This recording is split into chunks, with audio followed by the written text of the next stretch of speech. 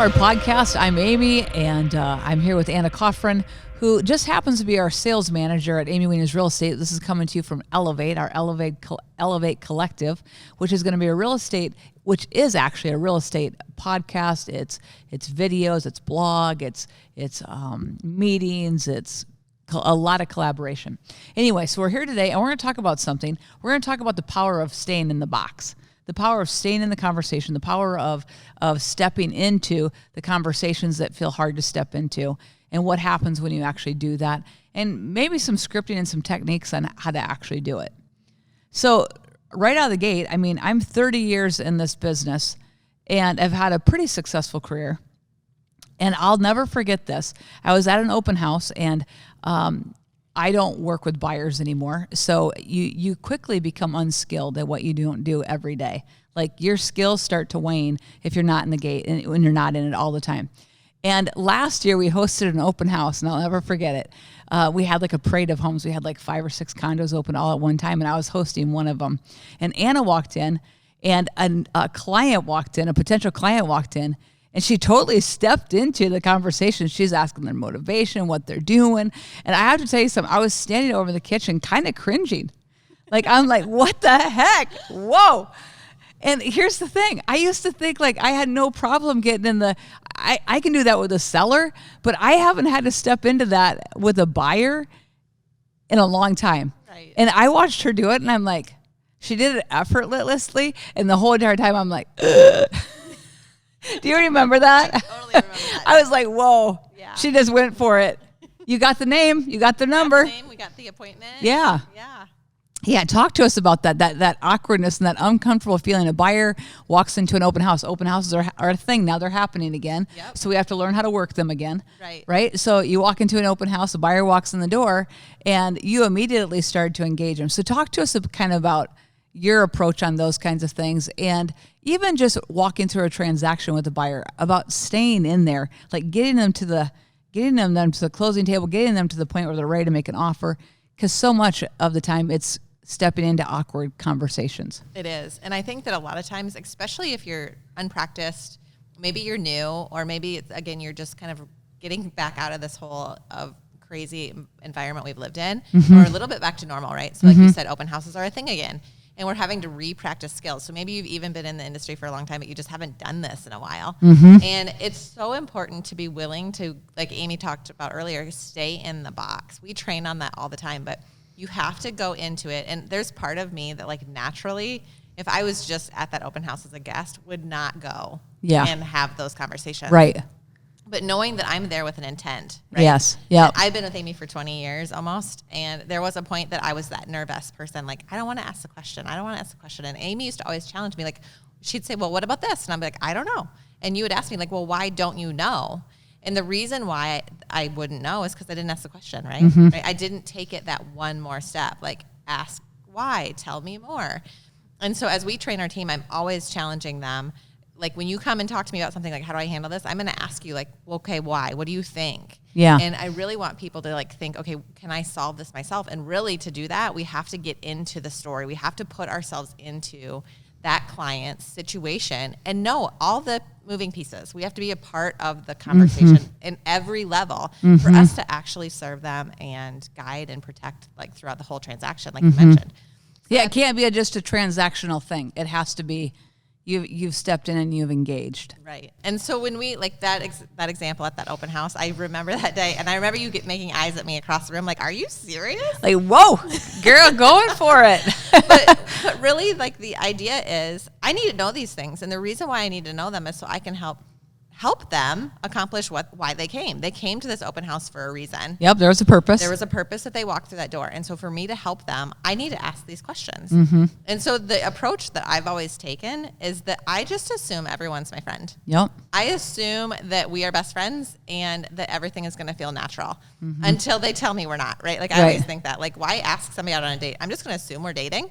until you tell me we're not. Okay, right? she's not crazy. She's happily married of like Happily 20 some years. Yeah, but I mean, until they tell me like, no, we're not buyers. Yeah. Or until they tell me like, sorry, we have another agent. Like, just walk into Until they tell you no, just keep asking the next question. Right. Just stay in that box. So when those people came to that open house, like, hey, so glad you came. What brings you guys out today? Are you guys in the market for a new property?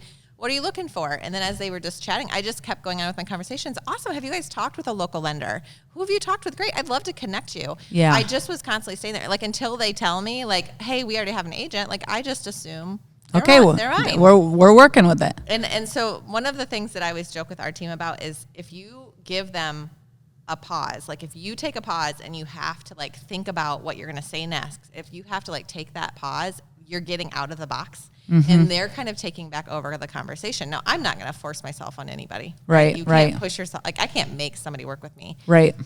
But if I offer hesitation, if I am like, ooh, I don't know what to say yet, I don't know what to say next, it gives them an opportunity to say, okay, thanks, bye, and hang up the phone. Or it gives them the opportunity to say, like, oh, yeah, I do have an agent, right? So I joke with our team and I say, just don't breathe. And when Don't breathe. Just keep asking the questions. Right. When I say don't breathe, we can't offer that hesitation. You just have to make it feel very, very natural. Very fluid. And the only way to do it is to practice, right? Yeah, you can't work it till you work it. Right. You can't practice it until you practice it. Exactly. And so when I was in that open, like, you just keep having the conversation. And then you even tell people, like, I remember that day because when I let them wander off and take a look at the basement, or I don't remember where they went, but you were like, whoa, right? And then I re-engage them and they come, what'd you guys think? And again, you just have to keep being people are attracted to people who are happy. You always say energy and enthusiasm sells real estate. It does. Right? Energy and enthusiasm always sells real estate. So you have to have that, like, I'm happy to be here. I'm happy to talk to you. And it's really like when we think about open houses even, and that's not the only script where you have to stay in the box. But like, I used to come home on a Sunday and my family had been, doing at the pool or at the park, doing something fun. And I was working these opens and I'd come home and they'd always be like, did you sell a house today? And then there was this part of me that I was like, oh man, I didn't, right? And then there was something that switched in me. If I'm going to give up this time, I'm going to make it count. I'm going to make it count, right? Like, so if I'm going to go to this open house and my family's at the pool or whatever I'm missing, maybe your friends are golfing or whatever the case. Yeah. Like, do it with intention, right? Like, so if someone walks in my door, I'm going to work them until I can figure out, and even if that is that I'm helping the seller sell their house, but it's another agent, that's still a benefit to our clients. But like, I'm going to be intentional with my time in front of somebody. And so I'm going to stay in that box as much as I can. Right. And here's the thing, when you can ask when you can ask questions in a conversational manner, you're always going to win. And the thing of it is, we have one mouth, two ears. Listening is much more important, right? But you got to ask the question. And oftentimes, I meet with our listing team. I am involved with our listing side of things. And I'm always like, well, I ask a lot of questions as well. And I'm like, well, what did they say? Yeah, we didn't ask that question. And so now when they call me, they're like, Amy, all I heard your voice was saying, ask the next question. Ask the next question. It's the power of literally one more. Right. One more question, one more ounce of curiosity, one more ounce of inquiry, right? And connection starts to be made. But it all lies in being uncomfortable. Yes. No one's ever really that.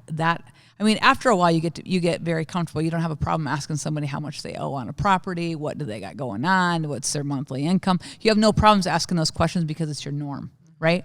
But there's always a point when you get into something, especially if it's a new client, maybe you're nervous or maybe it's a new opportunity and you're excited. There's always a state of uncomfortability. And you just have to think, if I just have like 30 seconds of wild, crazy courage. Right? Let's call it wild, crazy courage to just step into the conversation. So many times you're going to walk away with another opportunity to meet with them again, an appointment set, or a listing or a purchase agreement secured. Like, there's great value to you getting uncomfortable and stepping in that box again. Right. Well, and even when you think about like throughout the transaction, or maybe it's just beyond the first meeting with them, the first listing appointment or the open house, if you're in that transaction and all of a sudden, like today I had one of our agents just tell me like, okay, so I'm working through this and the mom and dad are going to help them purchase with cash. And I'm like, okay, why is that? Oh, I didn't even think to ask. Like those little things, and that's just early in the process, but like you have to know why. Or they're getting cold feet. They called me and they say they want to back out. Okay, well, what's actually going on? Like we don't just take things at face value. Like to really serve our clients, you have to know. We have to know. So I often tell people too, like you have to almost treat like in a way, your clients like they were your family, like they were maybe your best friend, or if you're a parent, like a child, like you're not going to just be like, okay. Yeah. You're going to you say, have okay, to engage. What is going on? What's going What on? is your scenario? Did you get nervous? Like, tell me what you're feeling like. What, like, give me the backstory, because we can't just take everything that they say at face value of those words. There's typically a lot more going on underneath the surface that we have to engage in to really make sure we can get that transaction to the closing table. So a successful agent is the one who is willing to ask the questions. Right. And here's the thing. People do business with people that they like, know, and they trust, right? And a part of trust is you have to know that people enjoy talking about themselves. People enjoy being asked questions, not interrogated, but just asked questions. Tell me about yourself. What's your motivation? Where do you want to see yourself going? What do your goals look like with housing or with anything? Like, they want to be asked a question. Just know that's human nature. People like to talk about themselves. It's the facts, folks.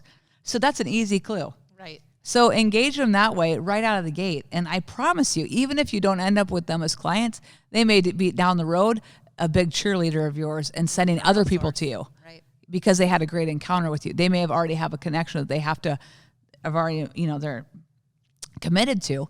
But if they have a great experience with you and they enjoyed you, when someone brings your name up, they're going to like, oh yeah, they were awesome. Yeah, you should use them. Oh, they'll be great. They're not going to divert people away from you. They're going to be a more magnetism for you to draw on. So there's so much power in stepping into the box, stepping into those conversations, having those awkward moments. And the truly greats in this industry know how to listen. Yeah. They know how to ask the right questions, and they know how to listen. And when they do that, they can strategically put plans together. They can strategically give guidance when you know what's going on in the heart of a person. Exactly. Right? And when we practice, like I mentioned before, of not breathing, like a lot of times what that is for me is I need to almost strategize, like, what's my next approach? So I just need to ask them a question, like, tell me more. That is one of my go-tos, like, tell me more. Like, what brings you out today? Maybe in my mind, I'm frantically like, oh my gosh, I feel like I'm nervous. What is the square footage here? I'm blanking. Like, you just need to but people love that, and it makes them feel so valued. A lot of times I'll challenge our team to just practice, like, to be good at this. You can practice this with your family at night. Yeah. Like, ask questions. Ask them a question.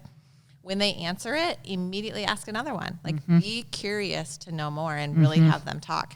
And you're right. When they feel like they're heard, they trust you so much more that you can even then guide and direct them. In this last market that we're kind of simmering a bit. Yeah. But we needed to build rapport with the clients that they would trust us that to win, this is what we're probably going to have to do.